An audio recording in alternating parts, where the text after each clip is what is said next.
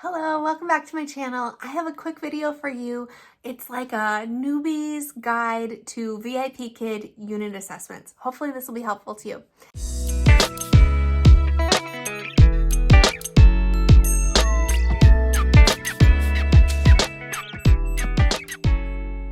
So if you are a new teacher, let me explain really quickly. Unit assessments are a kind of lesson within the major course. So major course are the main kind of lessons that students will take. It goes from level 1 to level 8. And unit assessments, there are 2 per unit at lesson, either 5 and 10 if it's a newer system, or 6 and 12 if you're at the old system. So basically halfway through the unit, they want to stop and see how the student is doing, and at the end of the unit, it's a final assessment to see if they understood the material you taught them for 12 lessons. Hopefully they got it. So that is an important part of teaching, is being able to assess our students. And the thing is, like, you could have a unit assessment for your very first lesson with VIPKid. It's kind of random, right? So you need to know what they are, the differences from normal teaching, and how to do your best kind of teaching for this class. So here are my quick tips. First of all, let's talk about the fact that this is an assessment. So you are assessing, not teaching.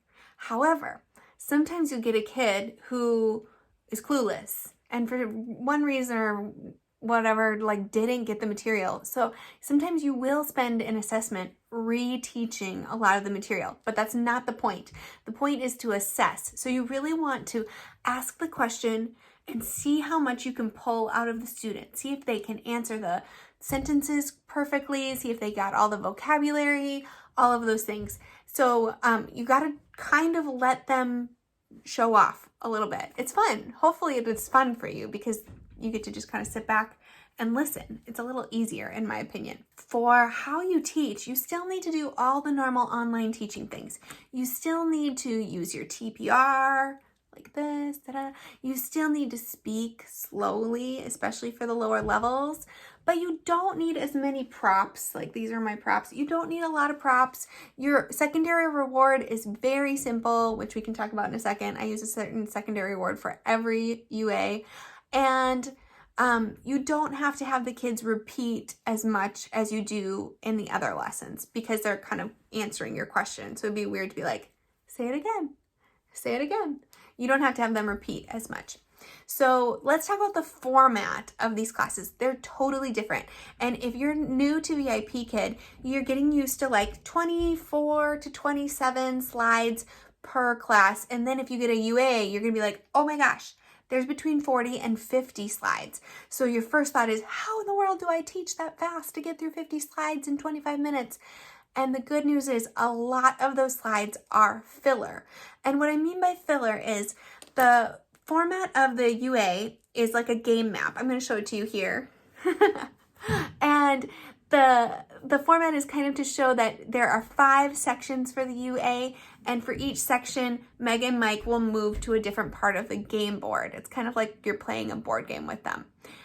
So every UA uses this format, but the story is always different. There's always like a story like, oh no, Dino doesn't have what he needs for this. Let's go to 5 levels to get him what he needs. I usually read that to the lower level students because they don't understand what's going on and they can't really read it very well. So whatever you can do to kind of help them understand that we're playing a game and you answer questions and you move the pieces. So that's the format of it. That's why there's so many slides, because there's like a slide to show that. There's a slide that pops up at every time they finish a level, you get to move the game board. So don't freak out about 50 slides. Also, after they show you the game, the problem of the story or what we're looking for, the game board, there's always a slide that has Meg and Mike on it. And the idea is they pick either Meg or Mike to move through the game board. I usually breeze past this because it's kind of pointless. In most of the old levels, you can't even actually move them. In the new levels, the interactive levels, you can drag and drop Mike to the different levels. It's kind of just a worthless slide, but I usually say something like, Meg and Mike will do our game. And then I move right on. Let's talk for a second about rewards, because rewards are kind of a big piece when you're new to VIPKid. You're getting used to how to do rewards. I want to take the load off of you for UAs. The reward is pretty much the game board. So like when they get to the different spots, that's when I give the stars. And I don't do any fancy reward. I use, for every UA that I've ever done, basically, I use these. They're just stars on sticks. They're just stars. And I say, you get a star, good job. Because UAs take a little bit longer sometimes. And so you don't want to use a lot of energy thinking about a reward. And also you have the game board happening and you don't want to introduce a totally different reward. It just would be kind of confusing to the students. So my advice is to keep it super simple. Either draw a star on the screen or just do something with stars. That's my advice. The next thing you'll notice is as you're going through the slides, you need to be either doing one of two things. You either need to have like a notebook handy and be taking notes about how your student is doing, or you need to open up the feedback. You know, on the right side of the screen, there's the feedback section. This feedback form is completely different for UAs. It has a rubric that you're assessing. So for every question, and generally it's one slide per question, they have 3 choices, and it's usually the student can't do it, the student can do it with help, or the student can do it independently. Sometimes the wording changes a little bit on those 3, but that's generally the idea. So for each question, they can get 3 points, 2 points, or 1 point. And you need to remember, as they're speaking to you, you need to remember what the score is, because otherwise you'll get to the end of the lesson, you'll have like a general idea, yeah, they did pretty good, but you won't know like what to score them, and it'll be way more complicated. So I would, before you even teach the class, I would pull up the feedback form and really look through it to see what you're assessing, so you have a good idea going into it.